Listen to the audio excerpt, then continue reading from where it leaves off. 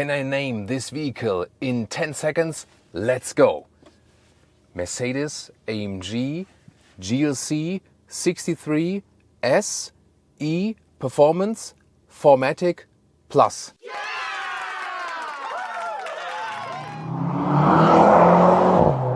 The most powerful Mercedes SUV of all time. How does it perform? And why have Mercedes picked this specific engine concept here? We're going to find out with Thomas and Autogefühl in 4K, full screen, full length. Let's go with the Mercedes-AMG GLC 63 SE Performance. Mercedes-AMG GLC 63 SE Performance 4MATIC Plus. Yes, now I finally got it. Yeah, at least we could produce one blooper with that, right? And we're also going to find out the differences between GLC 63 and the GLC 43 that will be launched at the same time. I'm going to take you on a tour of all you need to know here in the front. Then here with the vertical fins, Panamericana grille that is more wider here in the lower part, and also these really dramatic lower graphics left and right. This one is also equipped with the AMG Night package. That means a lot of high gloss black all over the vehicle, also at the side mirror caps. And this specific vehicle here is, by the way, first of all, high-tech silver Magno, a matte paint. And it's also equipped with the optional aerodynamic package that, for example, adds this more dramatic effect here on the lower part already.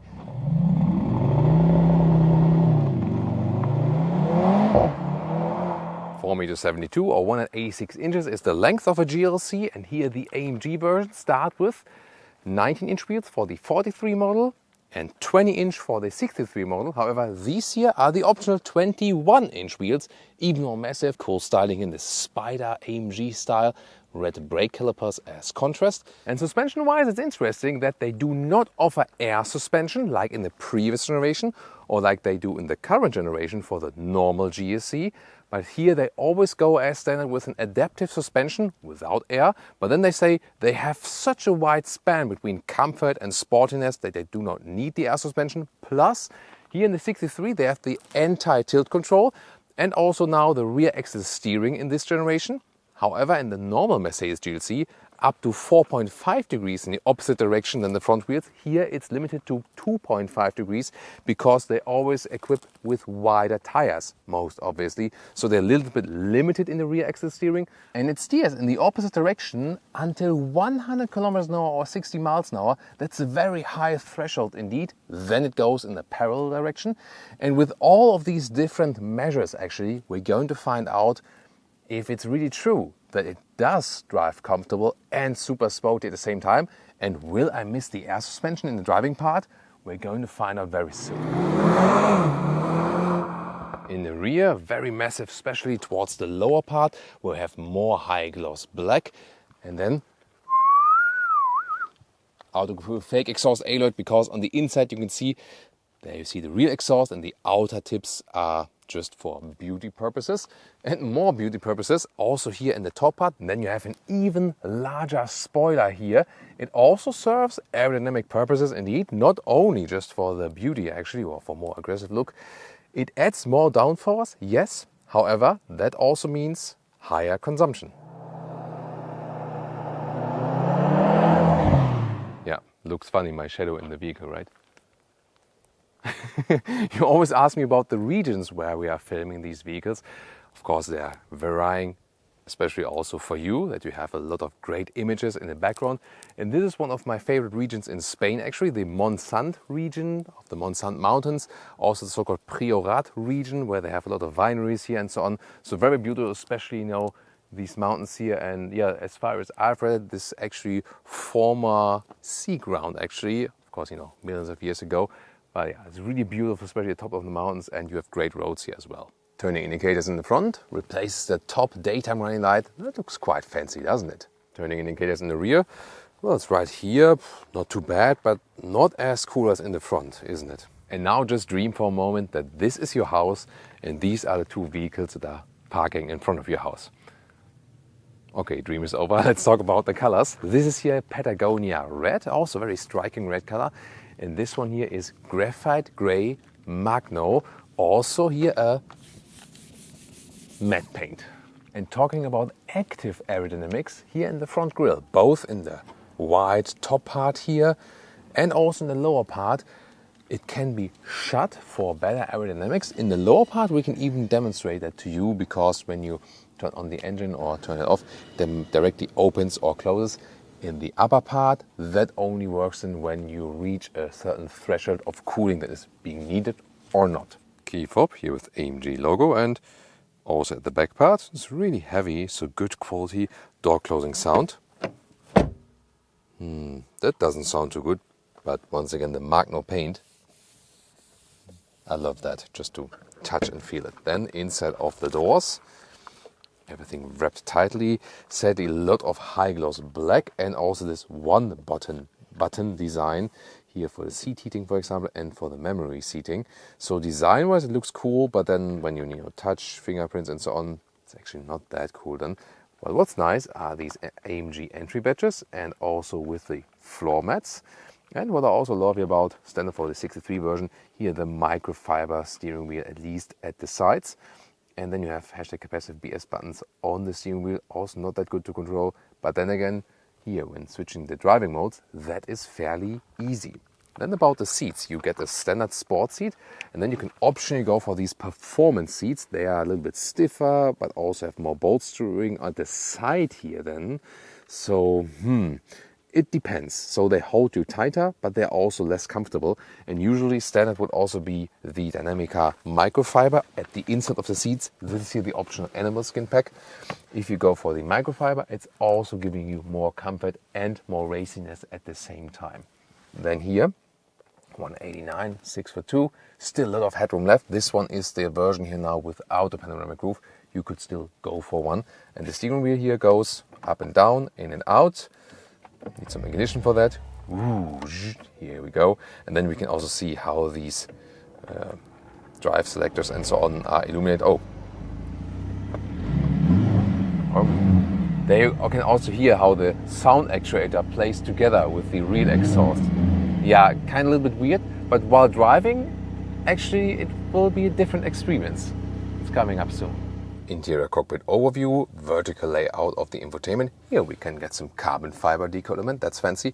And I always love here the clicking sounds of these turbine air vents. And the EU speed warning you deactivate here on the top left of the infotainment system, or press and hold the volume button.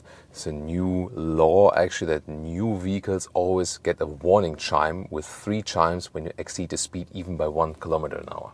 Digital instruments offer special views, not only sport but also super sport then here, or a track pace view where you can even see more telemetry and so on. Oh, there we go, for example, when I change the steering angle. And here you also have a special AMG performance section in the infotainment system, like the energy flow to the battery. You have driving information here with the Newton meters, vehicle. There you can see how the suspension is working. Engine, of course, more engine data with the power output and so on. And here IWC, this is then this analog clock I used in the front of the video, or in the beginning of the video. And this is then the stopwatch. It could be, for example, then for a lap timer and so on. Middle console, too much black piano lacquer for my taste. Inside, much space. The cup holders here, they don't hold high bottles enough. USB-C charging, inductive charging pad. And I like this split opening here, more space underneath. Always with a nice closing sound, right? Rear doors, also with soft touch in the top part, and also here, just hardback in the lower part. And then these performance seats here are not playing well as for the legroom. So, yeah, it's really tight then if a tall driver is sitting in the front. Almost no space. So if you stick with the normal sport seats, this will be better. Or also in the normal GLC version and so on. Headroom here is no problem. There the coupe would have some compromise, but it's still quite okay then. And overall it is actually fairly comfortable in the rear. Again, the performance seats here, these optional AMG performance seats, neither that practical for front and rear seating. They just look cool. As for the trunk or the boot, let's take a look. The basic dimensions here in width and in the length. about 1 meter or 40 inches. That's good. But here, when you have the 63 version with the e-performance battery, then you have this additional step in here. Just you can lift this one here for maybe like a small charging cable or something, but this car will probably never see a charging cable, I predict. And you can also fold the seats, and that's a very good mechanism here, right and left, and they directly fold flat. And it gives you like 118 meters or 71 inches, so loading volume, pretty cool. If you would have later the coupe version maybe, that's also coming out, then of course you have some kind of compromise because this area here is a little bit flatter. Now about the engine. We really have to discuss it about the pros and cons. First of all, let's lift the hood. Looks quite cool already. This is a 2-liter 4-cylinder engine. Sacrilege, yes, the same as in the C63. Then you have here the additional dome strut for more torsional rigidity in the front. Very interesting. Here the system output is 680 horsepower, 480 horsepower from the combustion engine, plus 200 horsepower from the electric drive. There's an electric motor at the rear axle that is directly powering the rear axle. 2 gears or 2-speed, and that means it also runs over the whole spectrum. It doesn't shut off at some point or something. And it selects the second gear at about 140 kilometers an hour, so like 80 miles an hour. What do they do with this system and why? First of all, the reason for it basically is emission laws in the European Union. So they try to keep the CO2 output and the consumption low on paper. But the problem is that usually you have high displacement, low horsepower. Does usually mean not so high consumption. Here, of course, they do low displacement, high horsepower. Yeah, and in real life, that usually doesn't work out well as for the consumption. We will test, of course, both in our driving part today. The efficiency and the consumption when you just drive normally, and of course, the performance, boosting it out and so on. 3.5 seconds is the acceleration figure to 100 kilometers an hour or 62 miles an hour. That's amazing. And they use F1 technology for the battery. Liquid cooled with a capacity of 4.8 kilowatt hours net. Everyone else gives you the gross figure. I try to go into the net figure because that's the realistic one, the usable one. That's of course like nothing. So you can charge this car externally, like here on the driver's side, but it doesn't really make any sense. So it is literally a plug-in hybrid, but with that low capacity of the battery, you have electric driving moments, but not for a longer period of time, maybe like 10 kilometers or 6 miles or something, and that's it. The battery is used as a performance boost battery that you always have the full performance, and it's then being constantly charged again by the by the real motor, by the combustion engine. Yeah, and that is of course not good for efficiency. Everything is trimmed on performance, and then you have to ask yourself, if this is done for efficiency reasons and CO2 output and so on to, for the law and emissions, blah, blah, blah, but then again, it's for performance only and it's not really efficient, why would they do that? But we're going to find out in the driving part. You see, I'm very skeptical about this concept, but I can already tell you, because I drove some part already, the driving part is really something else. You will be looking forward to it. I can give you my word on that. Interesting that difference 63 to the 43. Here you have the anti-tilt control at the rear axle. That's an extra to keep it more, keep it more upright. It comes it's an extra. It comes standard with the 63, but it does not come for the 43. And also the overdrive distribution is different. 63 here, more variable, up to 50% of the power to the front. In the 43, you have a fixed ratio. 30% front, 70% in the rear. This one here, the 63, will still remain rear-wheel biased in the all-wheel drive nevertheless. And the acceleration figure, whereas this one here, 3.5 seconds, the 43 model would be at 4.8 seconds. So this one here, the quickest, the most powerful SUV Mercedes has ever built, with this very peculiar or unique concept. But does it work in driving? I want to find out. Everyone ready?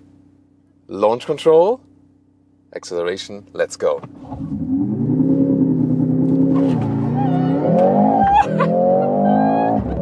Whoop, that's 100 kilometers an hour, 60 miles an hour. Whew! Wow, the seat belt is still tight. Woo. And you also heard the Lia meter. There's always a great indicator for extreme acceleration. That was a rocket. So most powerful SUV of all time. Definitely is. Whoa. Whew. That gives you the adrenaline rush. Of course, you can always use here the shifting pedals. Then shift down yourself before. So the electric boost was definitely helping us, but it didn't feel unnatural or something. So really inbound with the vehicle. So performance-wise, yes, definitely. There, the electric boost defo helps. And now let's attack some corners.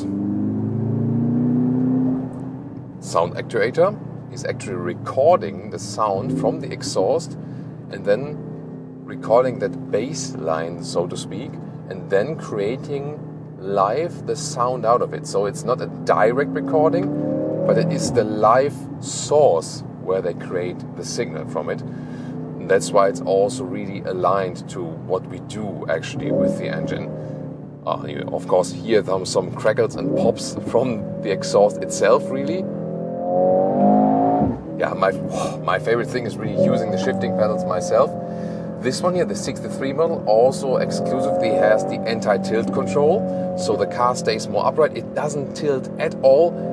In the Sports Plus mode, the suspension is also set on a stiffer note. It's the adaptive suspension that is ruling very well, both on the comfortable side and also on the sporty side. And that's why they also say, hey, we don't need an air suspension. But actually the air suspension would give you more comfort. But this one is, for a very sporty one, still somewhat comfortable. And of course it delivers you great sportiness here together with the 21-inch wheels, large wheels, also very wide. Therefore the rear axle steering cannot rule that wide as in the normal Mercedes model. Here in the AMG model we still feel something of the air suspension, but they also reduce the degree angle purposely 2.5 degrees because say that's enough and we still want everything to feel naturally.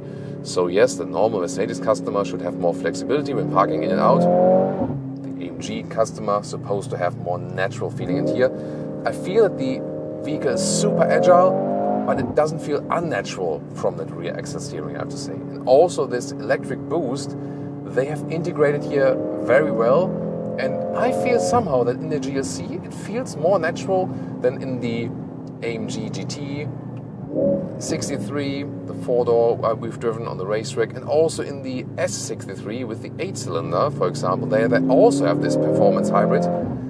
But here I feel that the integration is done best so far, that it's really smooth. And the funny thing is, you have always that instant torque. It's almost like driving an electric vehicle as for the performance. But then again, you still have this feedback from the combustion engine. It feels somehow cooler than just driving just an electric vehicle. Wow. Yeah, I realized when I'm starting to have a lot of fun when Leah is trying to hold on to something. You could see her hand grabbing the side handle. Wow. This is so much fun. And I even feel that this, it is the very same system I used in the C63, but of course in the sedan it's more sacrilege than here in the SUV, and I somehow feel that this whole system is fitting more to the SUV. So, wow, I'm really skeptical about this system, and I generally don't like the way they're doing that, getting away from more cylinders, and I don't think it makes sense on the efficiency side. It just doesn't. And I really like to have a more natural experience with, even a naturally aspirated 6 or 8 cylinder. I just love that. But performance wise, you have to say it drives absolutely phenomenal. You really have to admit that. And also suspension wise, this is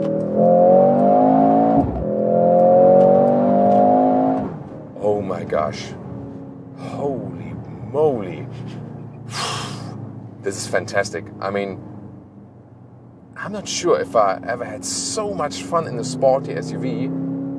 It just it's so flawless and smooth, doesn't lean at all. And usually the way is that, you know, for example, when you drive like a Porsche Cayenne or Macan or something, then you always know like, yeah, okay, that's the maximum they can do with an SUV and it drives fantastic, but yeah, okay, the sports car is always better. And in a way, it will always be like that because you can't deny physics.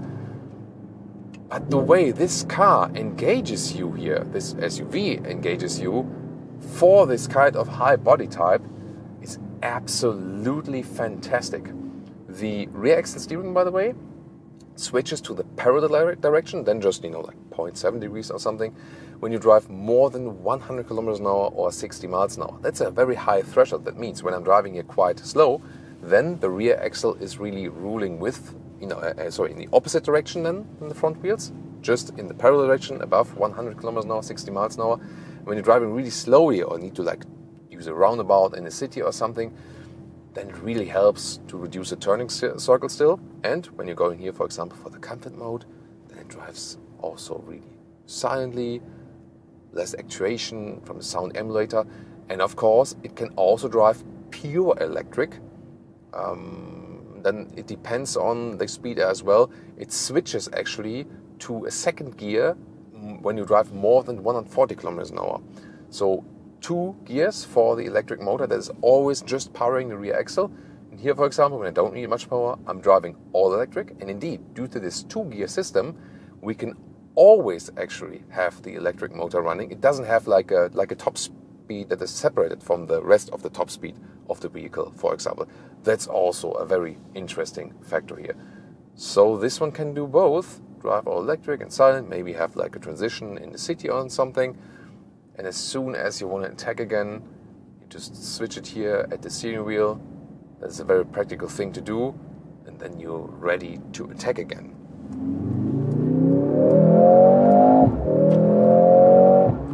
Whew, like this. And then switching down the gears is so much fun actually. That's just amazing. So yeah, driving performance-wise, I could do this actually for hours and hours and hours. That's amazing.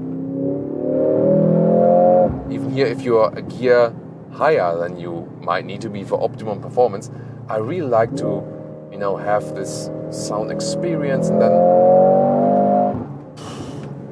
this is literally a race car, so never experienced it in such a smooth way and sporty at the same time. I mean, yeah, usually Porsche sets the bar here as for the sporty driving experience, and there are a lot of competitors here. But this one is absolutely on another level driving-wise. I think this is the best sporty driving experience I have ever had in an SUV.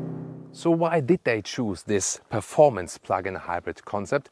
To bring down the consumption on paper, at the same time give you more power, although cylinders are less and the displacement is less. The overall engine, of course, is also smaller.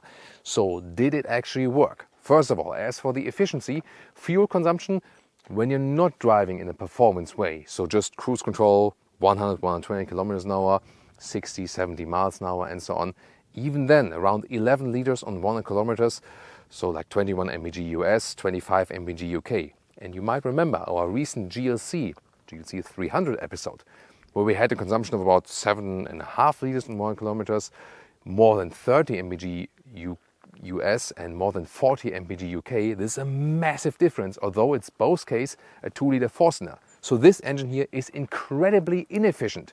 Extreme high consumption even at constant and good speeds where you have good conditions for the consumption and so on. So efficiency wise it doesn't work. The only thing that it does is it's on paper better for the CO2 output. So yeah, that's always something that can be highly criticized. Then the overall concept of making things even more complicated, putting so much extra weight in it, the battery, this Formula One tech in it, plug-in hybrid drivetrain, and then adding all the electronic helpers and with the suspension and here and there. It's a really overcomplicated vehicle on the one hand. On the other hand, you can say, yes, it is a masterpiece of engineering, what they have achieved here and how many complex things are in this vehicle. It's absolutely incredible. But the question is, does it make sense? Well, we have to say that driving-wise, as I just said in the driving part, this has been one of the most incredible rides in an SUV for me ever. And the performance is without doubt outstanding. Such a great acceleration. There, indeed, the e-boost does help. And the driving agility, what they've done with the suspension and so on, I can't believe how good this SUV is riding. You know, you don't feel it's an SUV. So yes, if you compare it to the C63, using a 4-cylinder here is somewhat less sacrilege because C63 has more heritage, it's a performance sedan and so on and so on. But the question is it so good here in the driving because of that e-performance concept or although the e-performance concept? Yeah, that's the thing. So I feel the perfect SUV would be this exact vehicle, also in this generation with the suspension and so on, but then as a 3-liter 6-cylinder. That would to me be the best choice overall, and it would even be lower in the consumption. Yes, you might lose some acceleration figure record and so on, but do customers really need that actually? For me as a car customer, I want a great engine that is reliable and shows performance. And I don't care so much if there's 0.5 seconds acceleration less or more. I want it to be great, good sounding and reliable and fitting to the vehicle and not adding extra weight with additional battery and so on. That's my take. What would you think? So the most interesting thing will be now testing the GLC 43 without that plug-in hybrid concept, but still with most of the features except for the anti-tilt control and a little bit different setup as for the all-wheel drive. So might the GLC 43 be the best spot to pick then in the performance SUV segment? We will find out very soon, because in general I can say this GLC here is actually at this moment probably one of the best Mercedes you can buy from the whole model portfolio. And so we will soon update you with the GLC 43 episode, and for now tune into the GLC 300 Coupe or the SUV body type.